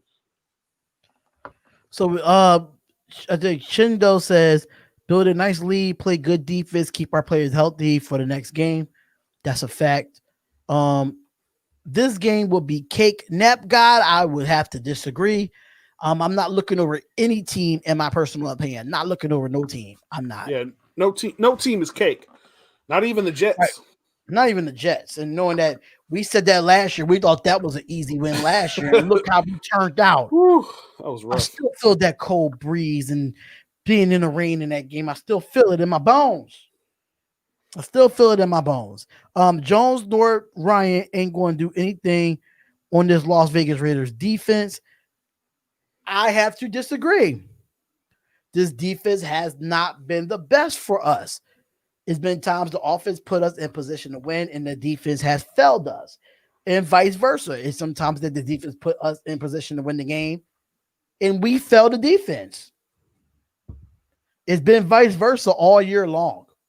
So I have to disagree with this. I feel like Ryan and Jones could probably do something. Mind you, if they put Trayvon Mullen on Julio Jones, then you're going to see Arnett on Calvin Ridley.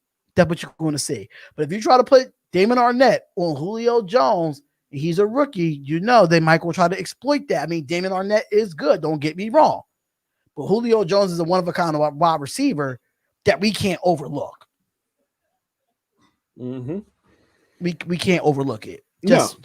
And if they overlook this team and this offense, we're gonna lose the game. Plain and simple. No team can be overlooked. You gotta play like you're playing, like you're playing the Chiefs or the Steelers or the Packers or any other one of those teams. You have to. All right, so BL says, I'm more worried with the Jets and Dolphins than the Falcons. I think the Jets and the Dolphins is going to be a trap game. I really feel like this Jets game is going to be a trap game, knowing that we lost to them last year. And I know that we're a better team than we were last year, but it's just something about the Raiders versus the Jets. It's always something. It's always something. Mm-hmm. All right. So Marcus 85, better get him burnt now than January IMO. William Merchant said, let's not cap on Abram too much. Someone forgot to stunt. The stunt would have contained Mahomes. I understand that part of it, but if you look at that play over and over and over again from the Kansas City Chiefs game, where were the linebackers? I'm still trying to figure out this situation. Abram would have never had to come up and leave Kelsey wide open if we had linebackers in the middle of the field or a QB spy. I've been saying this. Mm-hmm. But think about it though. Like, how would he have gotten a first down? Maybe it's a possibility he would have gotten a first down, but better a first down than a touchdown. Like, at least you're alive to fight some more and get some more time off the clock. Right. Hold them to a field goal, and then you go into overtime. And if we win the coin toss, we were scoring on just about every drive. You know what I mean? So you win the coin toss, you go down, score a touchdown, game over. You don't win the coin toss, you got to go back out there, but at least you live to fight on. But that sealed the game right then and there. Right. You know what I mean? There was very little probability that we were going to score a touchdown because that's what we had to have. We couldn't kick a field goal. We had to score a touchdown. There was very little probability that was going to happen with 35 seconds left on the clock. I don't care how good your defense or your offense is or how good your wide receivers are or your quarterback. 35 seconds to run the length of the field is a tall order. Unless you get lucky and you throw a bomb up and somebody happens to go up and get it. Like, but those, anybody will tell you that those plays, like the media wants to hype them up and the media wants to be like, oh, it was so great. Most of that is luck, man. Most of the game of football is just right place at the right time. You know what I mean? Like, come on, man. All these guys get paid the same amount for a reason. They all get paid to do this job because they're all just about as good as the next. There's some guys that separate themselves from the rest of the pack, but there's only a handful of those guys. So when it comes right down to it, the probability was very little. So my problem with Jonathan Abram is that you put your team in a position to where they were most likely going to lose, and because you did that, because you were worried about Patrick Mahomes and left your assignment, you blew it for us. I would rather have Patrick Mahomes run for a first down because guys are going to get on him. They're not going to let him go.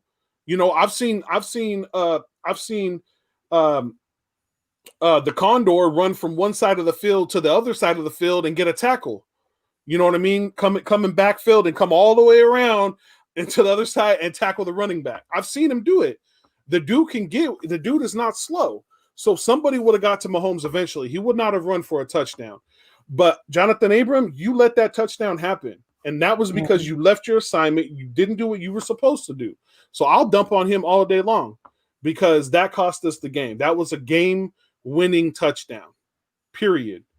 Had there been 5 minutes on the clock, there would have been a different situation. But anyway, my rant is over. I'm sorry. All right, so they said they think Trent is going to see the field this week. I don't know. I'm just going to put a big old question mark. And real quick, sorry, William Merchant, I'm not saying that you were wrong by any stretch of the imagination. I'm not. I'm defending my point of view. I'm not saying you're wrong at all. I definitely think that there's obviously was, somebody wasn't, whether it be linebackers or linemen, somebody missed something somewhere. To not have somebody, covering Patrick Mahomes and make sure he wasn't going to run out of the pocket. I totally get that, man. Definitely get that. My thing was just with Abram, so I'm not saying you were wrong. I'm just defending, the fact that I'm pissed off at Jonathan Abram. So all he really did was he went into his spot. His spot was Travis Kelce, and he ended up going up, for going up to get Patrick Mahomes and left his assignment. Yeah, he left his own. That happened Sunday Night Football. This weekend is the Atlanta Falcons. I know Abram took a lot of heat from that, but it's time for them to move forward. We got to move forward. We can't take it back. That's what it is, you know. Danny Swirls, thank you, Danny Swirls, for being on here. Thank you. I really do appreciate it. Make sure you hit the like button and subscribe to the channel. Renzo, what's going on, man? What's up? Not Raiders related, but he said, what do you guys think about the Undertaker farewell retirement of his 30-year career? It's a very exceptional career as it's the phenom at the end of the day. I know this is not a Raiders question, but the Undertaker was just that guy. I grew up watching the Undertaker. I was a little kid when he first came out. I was scared to death of him. But he was he's one of the greatest, man. Outside of, I put Shawn Michaels first, then I put Undertaker, just in my opinion, because I thought Shawn Michaels was more flamboyant and more high risking, but Undertaker could work with anybody in the business. So yeah, he's going to be missed. He's going to be missed at WrestleManias now. He's definitely going to be missed. Most definitely. All right. So also happy late Thanksgiving. Thank you, Renzo. We really do appreciate that. Done fam. I hope you have a great Thanksgiving. Thank you. We had a great Thanksgiving. Thanksgiving. Absolutely. And how about your Black Friday, guys? So speaking of Black Friday, if you do go to spotlightsportsgear.com or you go to spotlightsportsnetwork.com and hit the merch tab, you can go over to our merch website and get 25% off on all Spotlight Sports Network merch from every person that you like, from myself, from the Spotlight Raiders Talk, got My City, My Game, you have Key in the Building, you have the Ghoulie Zone, Snake Sports Talk Show, EJ Bryant. We have so many people on the Spotlight Sports Network that have merch. Make sure you go over there and support. All proceeds go back into the channel due to the fact that we want to give you all the best quality that we can on the Spotlight Sports Network and on the Spotlight Raiders Talk. So this money is not really going into our pockets. It's going in to give y'all the best quality content that we can. Absolutely. And speaking of merch and that sort, I know that we are talking about having a giveaway coming up for the Spotlight Sports Network channel. So definitely, if you have not already, you're going to want to subscribe to that channel. You're going to want to hit the notification bell because we're going to put out a video talking about the giveaway that we're going to be doing. And in order for that giveaway to happen for you, two of the things is you have to be subscribed to that channel, and you have to have the notification bell hit, because we're going to be putting that out as a video, and you won't know what else to do without getting or taking a look at that video. So make sure you subscribe, hit the bell. Same goes for my channel, My City, My Game. Definitely go over there. I'm going to be doing a giveaway when I get to 500 subscribers. So go hit the subscribe and notification bell, because I will have a video coming out shortly with the details of that giveaway as well. And I don't know, Dee, do you have one going on for? In December, I might have a if I can get the 4,000 subscribers, I would do a 4,000 subscriber giveaway. So I will be doing a 4,000 subscriber giveaway. Hopefully that can happen. I don't know the details of it yet, but I've been thinking it through. But 4,000 subscribers giveaway is coming up soon. Absolutely, yeah. And my 500 subscribers giveaway is going to be dope, y'all. So make sure you go check that out. The last time I said I was going to do something, it was the one chip challenge, the hottest thing I've ever eaten in my friggin' life. I suffered all day over that. You know, when I ate it, and also later on after that, when it came out the other end. But I did it. I did it. I said I was going to do it. You guys got me to 100 subscribers. I did it. So I am a man of my word, and I'm telling you, the 500 subscriber giveaway is going to be dope. You do not want to miss it. So make sure you go to My City, My Game. The link you put it in the description? I'm going to put it in the chat right now. Okay, so we're going to put it in the chat. Make sure you go over there and subscribe and hit the bell for all the notifications, because I'm going to put that video out, and you guys are not going to want to miss that, man. All right, just give me a second. I'm about to do it right now as we speak. Robert Puentes says, I'm copping gear ASAP for sure. Yeah, definitely do that, man. 25% off until midnight tonight. That is our Black Friday sale. Addie's Math Operation Workshop, what's up? Can you shout me out? And do you think Dalvin Cook and Josh Jacobs will make Pro Bowl and go Raiders and Vikings? Last time I checked, I think Josh Jacobs was second in the Pro Bowl. voting, but I'm not 100% sure. He was either second or fifth, one of the two. But I think he should. If they don't, they should. Both of them. I mean, both of them are having great seasons. Hell Renzo Kyle Hyde says, Spotlight, can you put this link, that guy? Oh, put the link to the. I'm assuming he's talking about what I was talking about. Yeah, I just put the link in the chat. Awesome. Other teams, William Merchant says other teams have benefited from our players not being able to play. I hope Julio Jones is a late game scratch. There's a possibility he might not play. There is that possibility, so we'll have to see. Marcus 85 said you're going to eat 3. No, I'm not.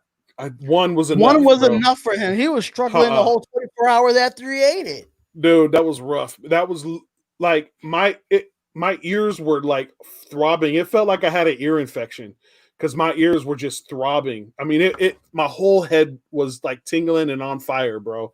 It was Carolina Reaper and like Szechuan pepper and ghost pepper. I mean, it was no joke, man. Nap God said, drop the link also. Appreciate you, man. Greg said, have you seen the shadow behind you? There's no shadow behind me. Here we go with the jokes. There's no shadow behind me. Y'all trying to make me scared like I'm on some under AJ Styles type of thing. Absolutely not. Because you said you were scared of the Undertaker. Man, I was freaking frightened. Yeah. Like Roger, when he came in, kid, right? Yeah, I was a kid. He came in 1990. I was born in 86. So like, yeah.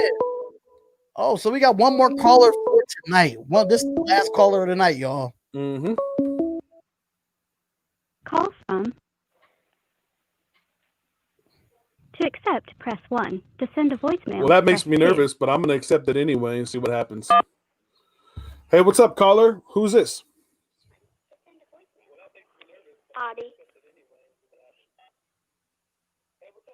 Who? Who's this? Okay. I figured. Oh, we got a bunch of weirdos. So we gonna turn the phone calls off for the night because we are at the 2-hour mark. And I know it's Black Friday and people, we want to be with our families and stuff like that. So any final thoughts before we end this live stream and get ready for Sunday's game at 1:00 Eastern Standard Time? Final thoughts. The defense better show up. Jonathan Abram better be on his game, and on his assignment and not be tripping like he was last time.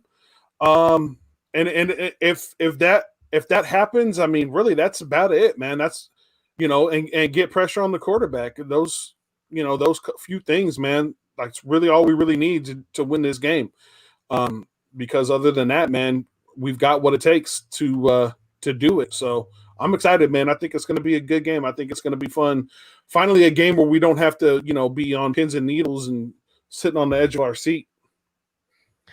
Yeah. So I have to agree. The defense has to show up in this game. If we want to win championships, defense have to show up. The offense has put up enough points for us to win the game. Defense got to show out now, knowing that there's no Todd Gurley and a possibility of no Julio Jones.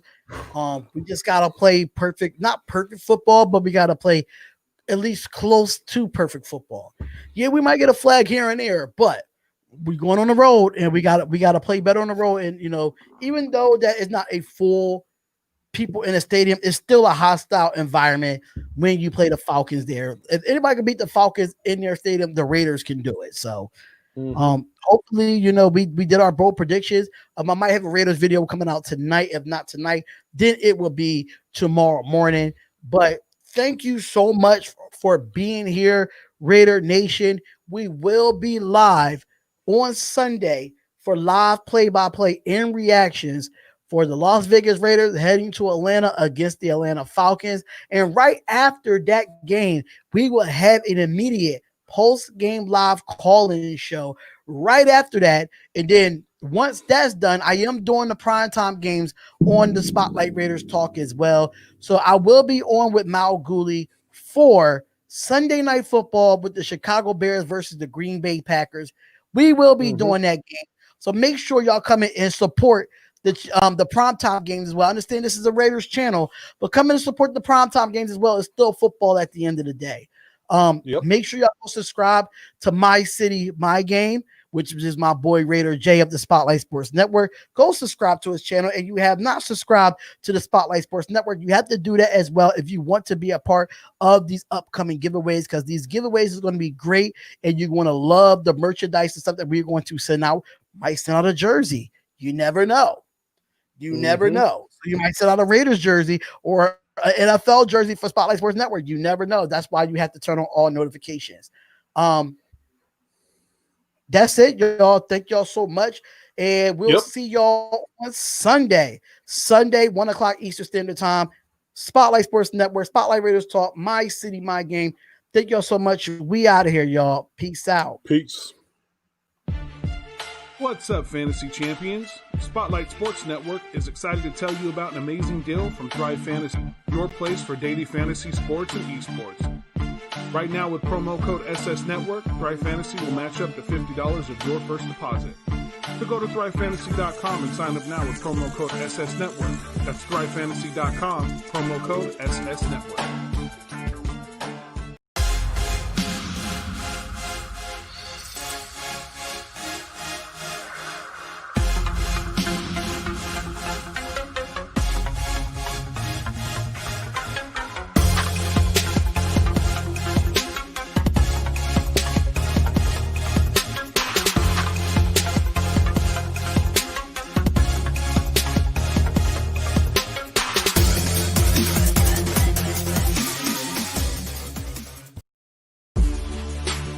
Welcome to the My City, My Game pod show featuring Raider J77, your place for all things Raiders and all things Trailblazers. Brought to you by the Spotlight Sports Network. Make sure you like, subscribe, and hit the bell for notifications. Now let's go. Once a Raider, bruh, always a Raider, bruh. Shit simple as that. You look silver and black. Lot of bread invested in that O-line.